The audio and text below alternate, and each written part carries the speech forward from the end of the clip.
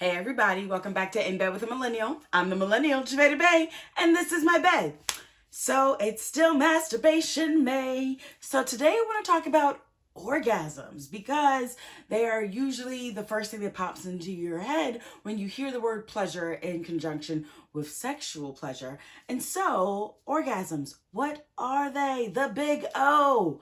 Let's get into it. So, first things first, an orgasm is defined as a release of sexual excitement or buildup or pleasure. What? I know it's a very vague definition.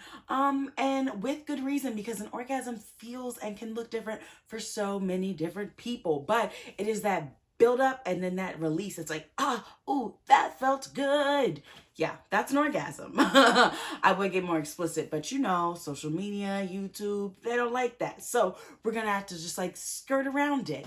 But it's when you when you have a release, and that release looks different for a lot of different people, but it typically is described as toes curling, legs shaking, releasing sighs. That's an orgasm.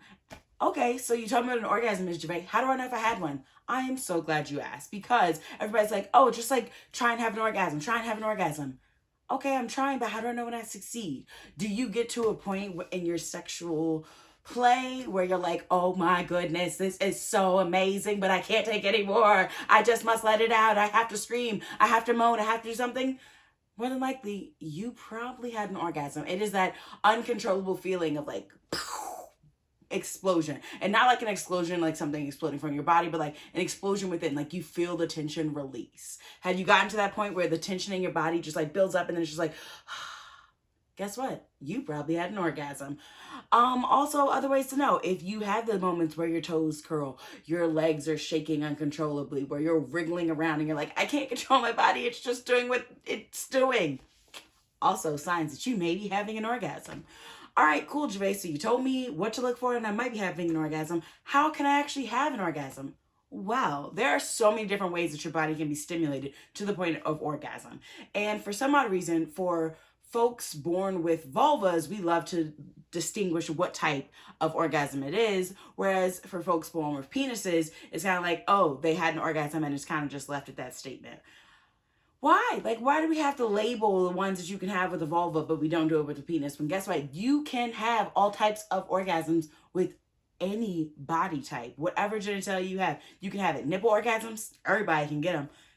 Foot stimulation orgasms, everybody can get them.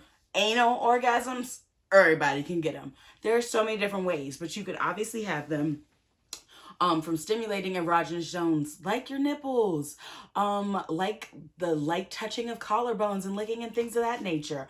Truly, orgasms can happen in a variety of different ways for a variety of different people, depending on one, the level of relaxation they're at. What? Yeah, if you were just that relaxed and somebody is stroking that collarbone just so right, it can do it. So you have got a bunch of different types of ways to achieve orgasm through bodily stimulation. So nipples, nibbling on the ear, licking the collarbone, massaging the whole body. And then once you move into genitals, you obviously can have orgasms from stimulating the clitoris, stimulating the glands of the penis, from stimulating the prostate or the G-spot, which is just the internal part of the clitoris that is being stimulated, but stimulating all of the clitoris, all the different parts of the clitoris, can cause an orgasm. If we go deeper into the vaginal canal, if you are really hitting that cervix and it feels good, you can have an orgasm from cervical stimulation. You can also have orgasms from anal stimulation, which I am a big fan of. You should check it out. But yeah, there's so many different types of orgasms, and though orgasms are not the goal of sexual activity, they are a nice bonus if you were just enjoying yourself. So I will say, if you want to go out and explore one, go do it. But please know, you don't have to have an orgasm in every sexual interaction. It's actually okay if you don't. It's common if you don't, because let's be real, how often are we 100% always turned on in the moment, completely there, jiving with the situation and knowing what's happening? Not always, because life is life, and there are always things in the back of your head that's hey, did you forget to feed the dog? Or hey, your water bill's due. So, you know, sometimes we're a little distracted. But when you are fully in that moment and it's all feeling good, orgasms can come. And if they do, welcome them with open arms.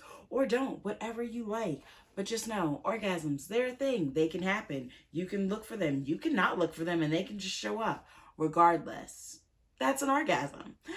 Anyways, I'm going to see y'all later. Make sure you come back next week. Make sure you subscribe to my YouTube channel. Like this video. Share it with friends who are like, I don't know if I've ever had an orgasm. Share this with them. Send them my way.